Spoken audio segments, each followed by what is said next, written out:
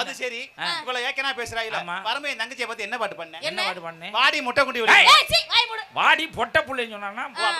சரி அது சரி மணி என்ன ஆகுது மணி 1 மணி ஆகும்னு சொன்னாங்க போ 12:30 என்ன சண்டை வருது 12:30 சண்டை வரப்படாது எதுக்கு வருது எங்க வீட்ல 12:30 மணிக்கு சண்டை அந்த 12:30 மணிக்கு உனக்கு அங்க என்னடா வேலை மச்சிருது நான் தான் வர சொன்னேன் என்னதுக்கு அண்ணா எங்க வீட்ல அந்த நேரத்துல தான் சண்டை நடக்குது வந்து பஞ்சாயத்து பண்ணுங்க அப்படின்னு சொல்லி